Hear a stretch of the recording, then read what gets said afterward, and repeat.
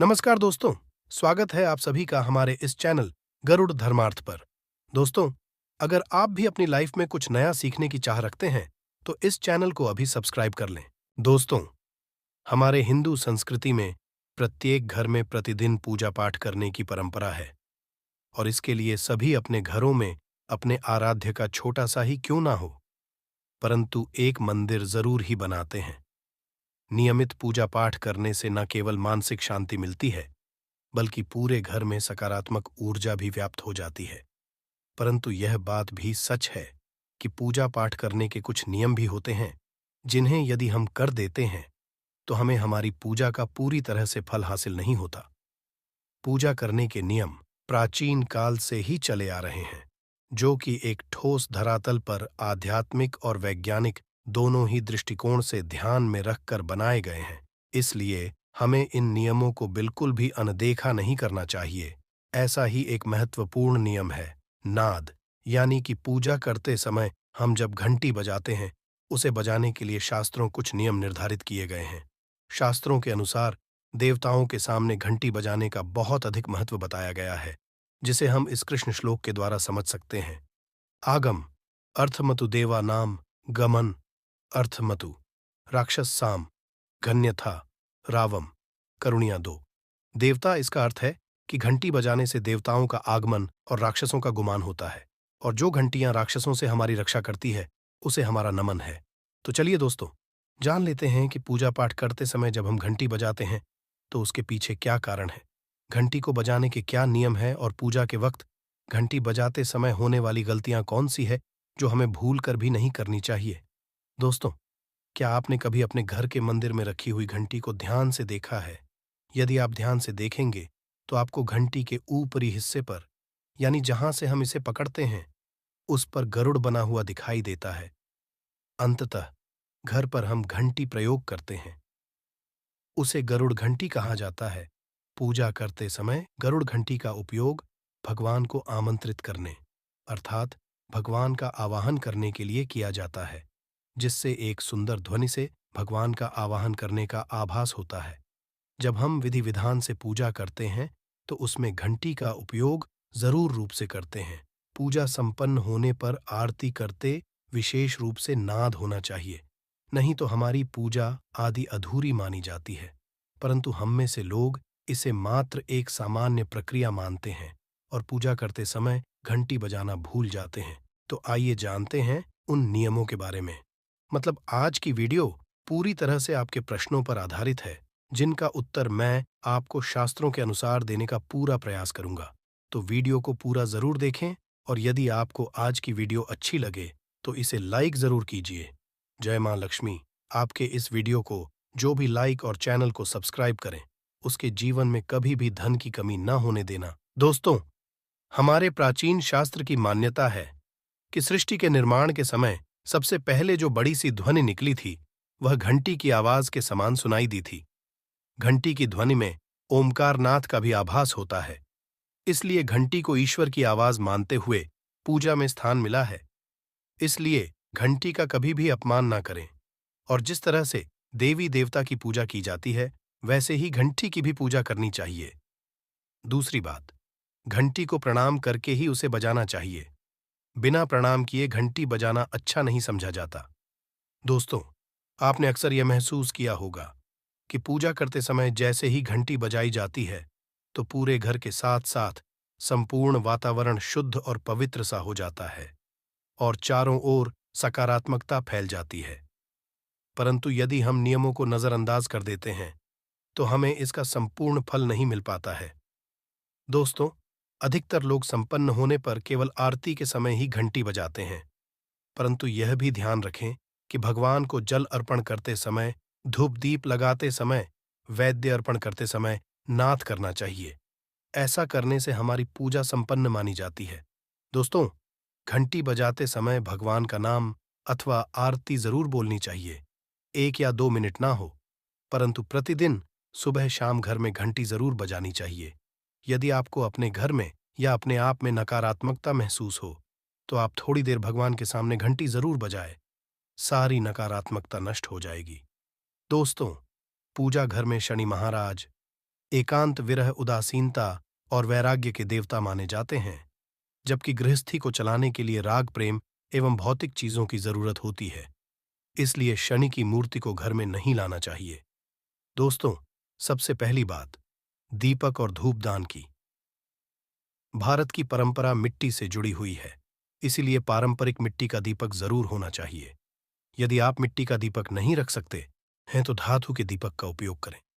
यदि भगवान में आपकी आस्था ज्यादा हो तो आप उपला रखकर गुड़ और घी का धूप भी दे सकते हैं। ऐसा करने से घर में सुख शांति बनी रहती है। दूसरी चीज, घर के मंदिर में स्वास्तिक जरूर होना चाहिए। या तो आप इसे बना लें, क्योंकि स्वास्तिका आपके घर की शक्ति, सौभाग्य, समृद्धि और शुभता का प्रतीक समझा जाता है। यही है कि कोई भी शुभ कार्य करने से पहले स्वस्तिक का चिन्ह जरूर बनाया जाता है। तीसरी चीज है कलश। भगवान श्री कृष्णा कहते हैं, कलश सुख और समृद्धि का प्रतीक है। अपने मंदिर में रोली कुमकुम से स्वस्तिक बनाकर उस पर मंगल कलश जरूर रखें। ऐसा करने से घर में सदैव समृद्धि बनी रहती है और की हासिल ही होती है। चौथी चीज बहुत ही कम लोग जानते हैं कि शंख की उत्पत्ति समुद्र से निकले 14 रत्नों के साथ हुई थी। इसी का से शंख महालक्ष्मी को अत्यंत प्रिय है। शंख की ध्वनि से सकारात्मक ऊर्जा का भी संचार होता है, इसीलिए मंदिर में शंख जरूर होना चाहिए। शंख के घर में उपस्थिति से महालक्ष्मी भी प्रसन्न होती है और उस घर में कभी भी धन की कमी महसूस नहीं होती। पांचवी चीज, मंदिर में आपने घंटी देखी होगी, क्योंकि घंटी को शुभ समझा जाता है। इसीलिए जब जब घर के मंदिर में घंटी की आवाज होती है, वहां का वातावरण शुद्ध और पवित्र बनता है। जिस घर में के दौरान घंटी बजाई जाती है, उस घर के आसपास की सभी नकारात्मक शक्तियां दूर हो जाती हैं और साथ ही सुख समृद्धि के द्वार खुलने लगते हैं। तो ये है वे वस्तुएं जिन्हें घर के मंदिर में जरूर रखनी चाहिए। आइए अब जान लेते हैं कि घर की कौन सी चीजें कभी नहीं रखनी चाहिए। सबसे पहली चीज, गणेश जी की मूर्ति घर में कभी भी गणेश जी की मूर्ति 3 अथवा 5 ऐसी विषम संख्या में ना रखें। अपने मंदिर में गणेश जी की केवल 2 मूर्तियां रखें। इसे शुभ समझा जाता है। यदि आप अपने मंगल की कामना करते हैं तो गणेश जी की मूर्ति मुख्य द्वार पर अंदर की तरफ मुंह करके लगा लें। कई लोग ये गलती करते हैं कि मुख्य द्वार पर गणेश जी की मूर्ति बाहर की ओर मुख करके लगा देते हैं, जिससे उन्हें काफी नुकसान का सामना करना पड़ता है। यदि आप चाहें तो द्वार के दोनों ओर लगा दें या फिर मुख्य द्वार के अंदर की ओर लगाइए, परंतु बाहर की ओर कभी भी नहीं लगानी चाहिए। दूसरी चीज, चावल अपने मंदिर में कभी भी टूटे हुए चावल ना रखें। इसके साथ ही पुराने चढ़ाए हुए चावल अधिक समय तक ना रखें। यह नकारात्मक ऊर्जा फैलाते हैं। यह बात भी ध्यान रहे कि आप मंदिर में रखने वाले चावलों का प्रयोग हल्दी में भिगोकर ही करें। इससे अधिक शुभ परिणाम मिलेंगे। 3 की तस्वीरें। इसके साथ ही यदि आपके घर के मंदिर में पूर्वजों की तस्वीरें रखी हुई हैं तो उन्हें तत्काल बाहर निकाल दें। ये आपके परिवार के काफी अशुभ है। धर्म ग्रंथों के अनुसार पूर्वज पूजनीय है, परंतु वह देवताओं के बराबर नहीं है। इसलिए अपने पूजा घर में कभी भी मृत परिजनों की तस्वीरें ना रखें। यह आपके लिए अशुभ संकेत है। इसके परिणाम भी काफी घातक हो सकते हैं और मंदिर का वातावरण भी नकारात्मक हो सकता है। इसके अलावा यदि साधु संत को मानते हैं तो उनकी तस्वीर भी घर की किसी दीवार पर लगाएं। उसे पूजा घर में भूल से भी न रखें। ये घर के को नकारात्मक बनाता है। इसके साथ ही महाकाली, काल भैरव की मूर्तियां भी पूजा घर में नहीं रखनी चाहिए। और हाँ दोस्तों, ध्यान रहे कि महालक्ष्मी के खड़े स्वरूप की पूजा मत कीजिएगा, क्योंकि महालक्ष्मी सदैव बैठी हुई मुद्रा में होती है। इसलिए उनके बैठे हुए स्वरूप को ही पूजना सही है। चलिए दोस्तों, अब हम आपको बताते हैं उन अति महत्वपूर्ण चीजों के बारे में जो आपके पूजा घर में होनी ही चाहिए। धर्म ग्रंथों में इनको अत्यधिक पवित्र और खुशहाली के साथ साथ समृद्धि का प्रतीक समझा गया है। ये चीजें आपको खुशियों की चौखट पर खड़ा करती हैं, इसलिए ये आपके मंदिर में होनी ही चाहिए। गंगा जल की पवित्रता के बारे में तो आप जानते ही होंगे। माँ गंगा जो हर किसी के पापों को धूल देती है, लोगों को देती है। यदि आप भी अपने जीवन में सुख और शांति कायम रखना चाहते हैं तो घर के मंदिर में गंगा जल होना ही चाहिए। इसके लिए आप तांबे के पात्र में गंगा जल को भर कर रख सकते हैं। ये आपके परिवार में सुख शांति का प्रतीक है, जो घर की पवित्रता को भी बनाए रखता है। इसलिए कभी भी प्लास्टिक की बॉटल या अपवित्र बर्तन जैसे स्टील या लोहे के बर्तनों में गंगा जल नहीं रखना चाहिए। ये अशुभ होता है। यदि आप महालक्ष्मी को प्रसन्न करना चाहते हैं, तो पूजा करते समय मां लक्ष्मी को कमल का फूल चढ़ाएं। मां लक्ष्मी कमल के फूल पर ही विराजमान रहती है, तो उन्हें बेहद होता है, क्योंकि ये कीचड़ से निकलकर भी दुनिया में खूबसूरती और पवित्रता बिखेरता है। इसलिए माता लक्ष्मी की पूजा करते समय कमल का फूल जरूर चढ़ाना चाहिए। ऐसा करने से कई गुना लाभ आपको मिलेगा दोस्तों। इस दिवाली ध्यान रहे कि दीपक से दीपक ना जलाइए। शास्त्रों के अनुसार जो व्यक्ति दीपक से दीपक जलाता है, वो रोगी होता है। ऐसा करने से रोग भी परिवार में पनपते हैं। इसलिए कभी भी दीपक से दीपक नहीं जलाना चाहिए। साथ ही मंदिर में के घी का और एक तेल का दीपक जरूर जलाइए। ये आपको समृद्धि देगा। घी का दीपक दाईं तरफ और तेल का दीपक बाईं तरफ जलाने से समृद्धि बरकरार रहती है।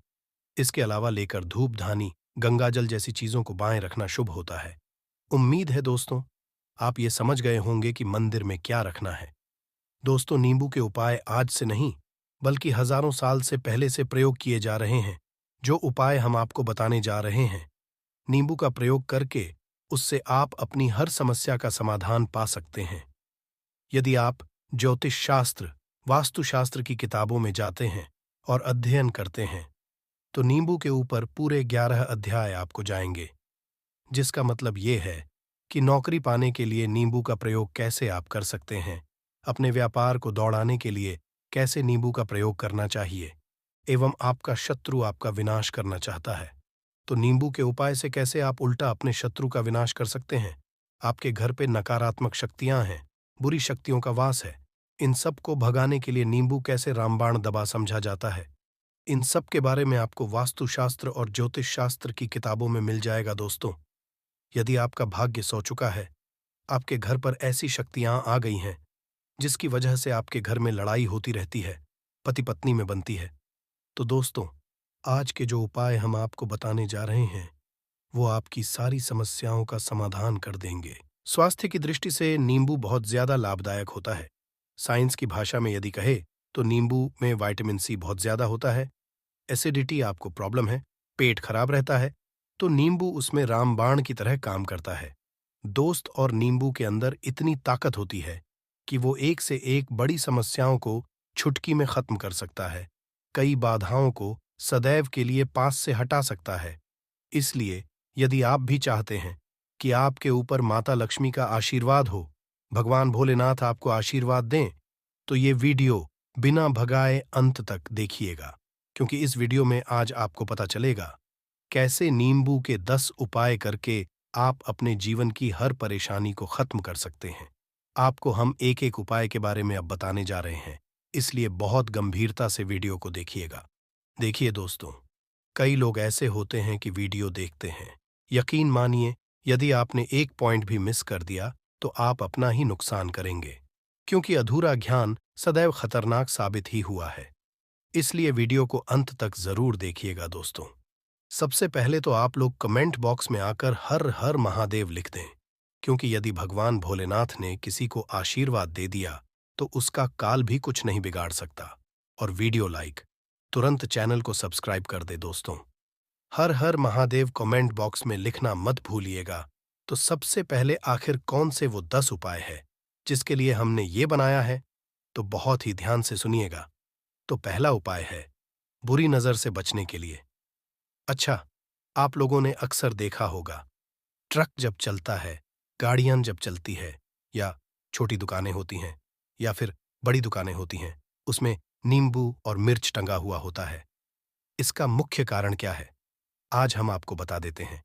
देखिए, कहा जाता है कि जब भी लू चलती है और आप अपनी जेब में प्याज रख लेते हैं, तब आपको लू नहीं लगती है, या जहां पर गर्मी ज्यादा होती है वहां पर रखते हैं। तो प्याज जो होता है वो गर्मी को सुख है। यदि आपका व्यापार अच्छा चल रहा है और कोई व्यक्ति आपकी दुकान पर नजर लगा देता है, आपके बिजनेस पर नजर लगा देता है, तो यकीन मानिए, एक कहावत कही गई है कि नजर से तो हरा पेड़ भी सूख जाता है। इसी तरीके से जो चलता हुआ व्यापार होता है, वो तक बंद हो जाता है। यदि किसी व्यक्ति ने आपके ऊपर नज़र लगा दी है, तो इसीलिए लोग क्या करते हैं कि अपनी दुकान में नींबू और मिर्ची रखते हैं।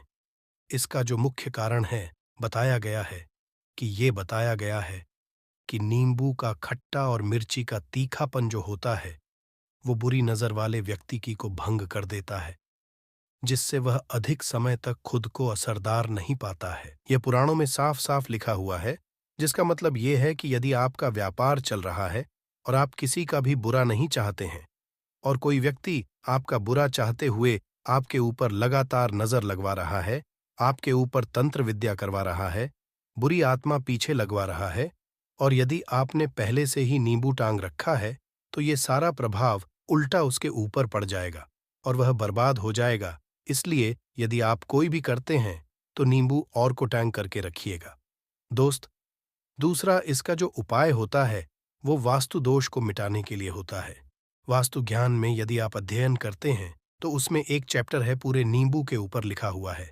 मतलब एक अध्याय पूरा चैप्टर लिखा हुआ है। वास्तु ज्ञान की यदि आप किताब लेकर है, उसमें अध्याय नंबर 21 पे जाइए। वहां पर नींबू के बारे में साफ साफ लिखा हुआ है। जिस घर में भी नींबू का पेड़ होता है, वहां पर नकारात्मक कभी भी अपना सक्रियपन नींबू के आसपास का वातावरण शुद्ध रहता है। नींबू घर के वातावरण को एकदम सकारात्मक शक्तियों से भर देता है दोस्त। तो किसी व्यक्ति के घर पर यदि नकारात्मक शक्तियों का वास हो चुका है, तो यकीन मानिए उसके घर कभी भी बरकत नहीं हो सकती है। उसके घर के लोग आपस में लड़ाई करते रहेंगे, धन के सारे मार्ग बंद हो जाएंगे, घर के खर्चे बढ़ जाएंगे, कर्ज के में वो फंसता चला जाएगा। परंतु यदि आपके घर पर नींबू का पेड़ है, तो आपके घर में केवल सकारात्मक शक्तियां आएंगी। आपके घर का वातावरण बहुत अच्छा बना रहेगा।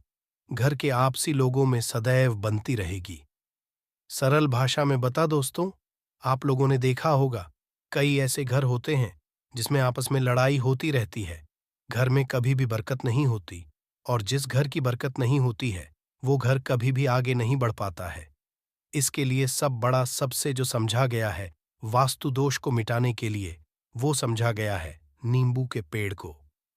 मतलब यदि आपके घर में नींबू का पेड़ हो, चाहे गमले में लगा लीजिए, चाहे अपनी जमीन में लगा लीजिए, आपके घर में कभी भी नकारात्मक शक्तियों का वास नहीं होगा। और मान लीजिए, यदि आपके घर पे आपको ऐसा लगता है कि किसी ने काला जादू करवा दिया है, तंत्र विद्या आपके घर पर करवा दी है, और आप लोग बहुत परेशान हो गए हैं घर की लड़ाई को देख करके, तब आपको जो बताने जा रहे हैं वो सुनिएगा।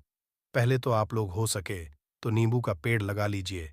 नींबू तो रातों रात उगता नहीं है, इसके लिए आपको थोड़ा इंतजार करना होगा। धीरे धीरे नींबू का पेड़ बढ़ना शुरू हो जाएगा। जब जब नींबू बढ़ता जाएगा, आपके घर पर सकारात्मक ऊर्जा का वास हो जाएगा, यानी कि माता लक्ष्मी का वास हो जाएगा और नकारात्मक शक्ति का अंत हो जाएगा। तो इसका दूसरा उपाय ये बताया गया है कि हिंदू पुराणों कि आपको अपने घर के चारों एक एक नींबू रखना है। आपको उल्टी दिशा में, मतलब सीधी दिशा में नहीं, बाएं दिशा से 7 चक्कर मारने हैं। शनिवार के दिन करना है, और ये नींबू ले जाकर कि किसी भी नदी या तालाब में बहा देना है। ये 4 नींबू यदि आप नदी और तालाब में बहा दिए, आपके घर में जो भी गलत प्रभाव था, बुरी नजर थी, तंत्र विद्या किसी ने करवा रखी थी, बुरी आत्मा थी, नकारात्मक शक्तियों का वास था, वो सब कुछ खत्म हो जाएगा। उन्हीं नींबू के साथ वो चला जाएगा। वो नींबू अपने आप इतनी ताकत रखते हैं कि वो अपने आप में उन नकारात्मक शक्तियों को रख लेते हैं और अपने साथ में बहा ले जाते हैं। इसलिए कोशिश कीजिए तालाब या बहती नदी में ही बहाइएगा। दोस्तों, नींबू का तीसरा उपाय जो है, वो सफलता के लिए समझा गया है। मतलब आप लोग यदि नौकरी की तैयारी कर रहे हैं या नौकरी कर रहे हैं, आपको प्रमोशन नहीं मिल रहा है, आप लोग कर्ज के मायाजाल में फंसे हुए हैं, तो अब एक एक चीज करके हम बहुत आराम से समझाने जा रहे हैं, तो बहुत ध्यान से सुनिएगा। परंतु अभी तक आपने वीडियो को लाइक नहीं किया है, तो वीडियो को तुरंत लाइक कर दीजिएगा। देखिए, यदि आप बहुत मेहनत करते हैं, आपको आपको मेहनत का परिणाम, आपको फल नहीं मिल रहा है और आप थक चुके हैं, आप नौकरी की तैयारी कर रहे हैं, परंतु आपको नौकरी नहीं मिल पा रही है। आप इंटरव्यू तो देने जाते हैं, परंतु इंटरव्यू में आपका सिलेक्शन नहीं होता है, तो इसके लिए वास्तु साफ साफ लिखा हुआ है आपको हनुमान जी के मंदिर में जाना है। बहुत ध्यान रखिएगा, ये मंगलवार का दिन ही होना चाहिए। जब आप लोग जाए हनुमान जी के मंदिर में, एक नींबू और 4 लोग, हनुमान जी के में जब प्रवेश आप करे तो मैं 4 लौंग को गाड़ दे और वहां पर बैठ जाए, पालती मार के आराम से बैठ जाए और हनुमान चालीसा का पाठ करे। हनुमान चालीसा का पाठ करते हुए आपको इस नींबू को, में हमने 4 लौंग गाड़ी है, उसको भगवान हनुमान जी महाराज को अर्पित कर दे। यदि आप इतना कर देते हैं तो यकीन मानिए, जो आपके ऊपर बाधाएं आई हुई थी, यदि आपका मंगल अच्छा नहीं चल रहा था, वो अच्छा हो जाएगा।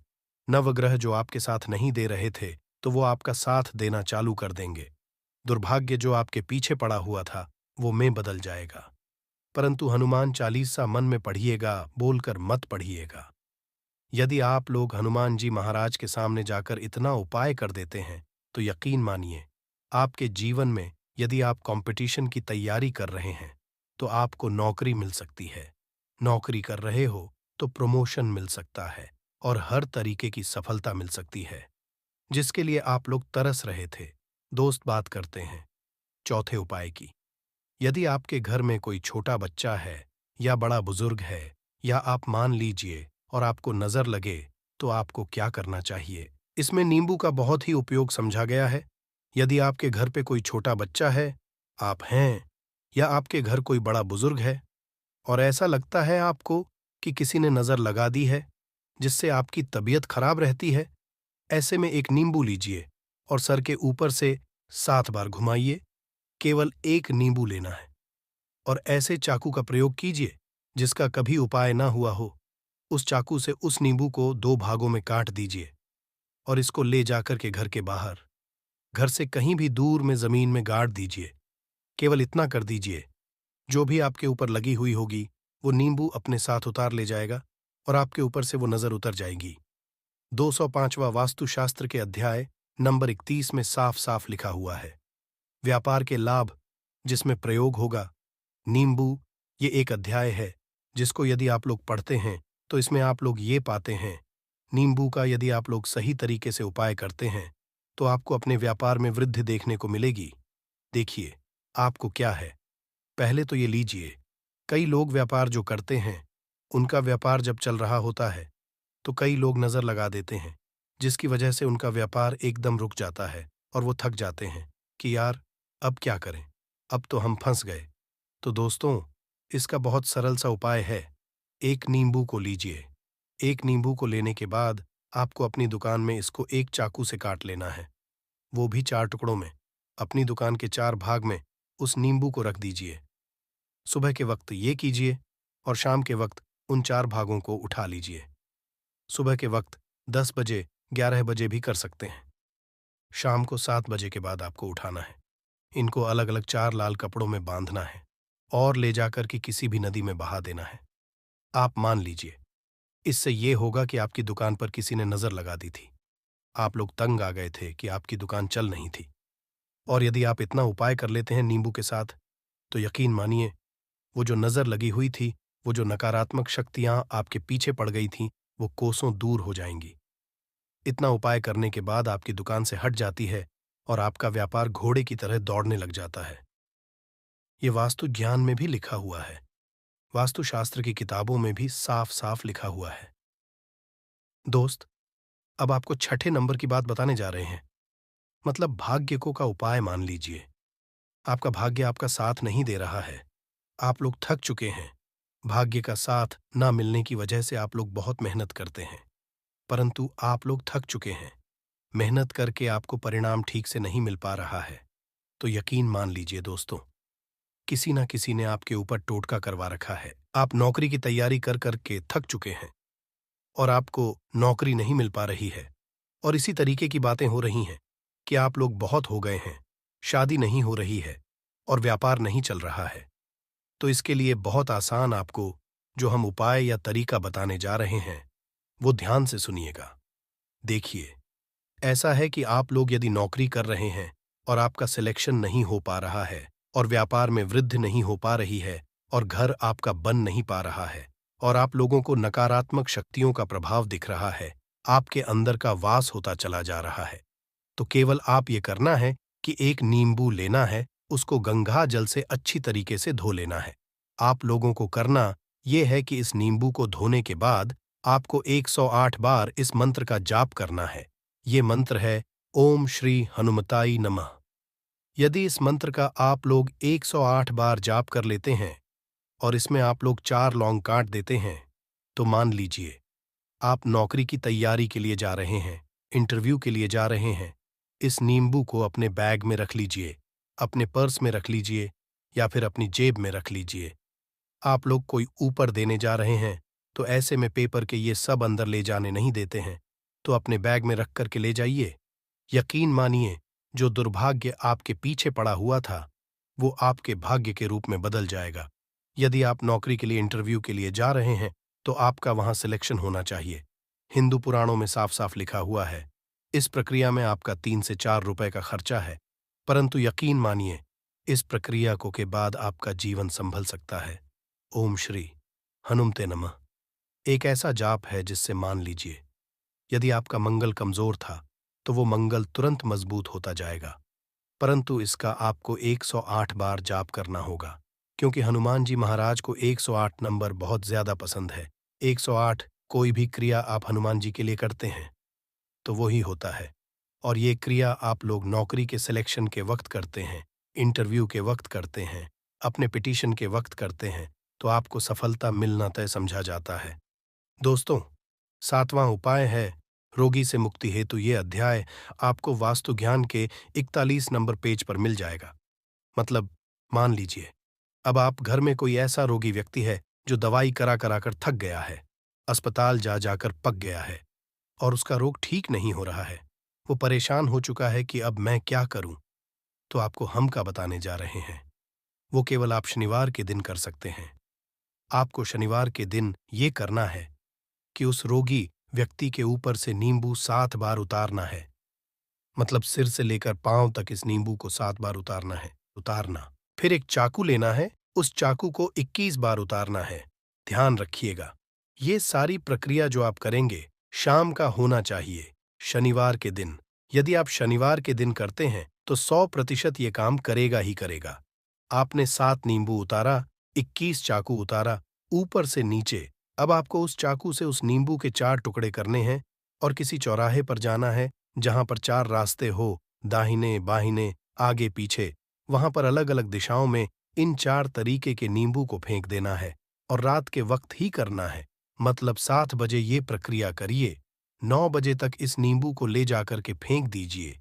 यदि आप इतना कर देते हैं, उस रोगी के ऊपर यदि कोई बुरी आत्मा का वास होगा, मान लीजिए तंत्र मंत्र कर रखा हो, आपके घर के बच्चे के ऊपर, आपके ऊपर या किसी के ऊपर भी शक्तियां उससे अपना वास हटा लेंगी और वो व्यक्ति ठीक हो जाएगा।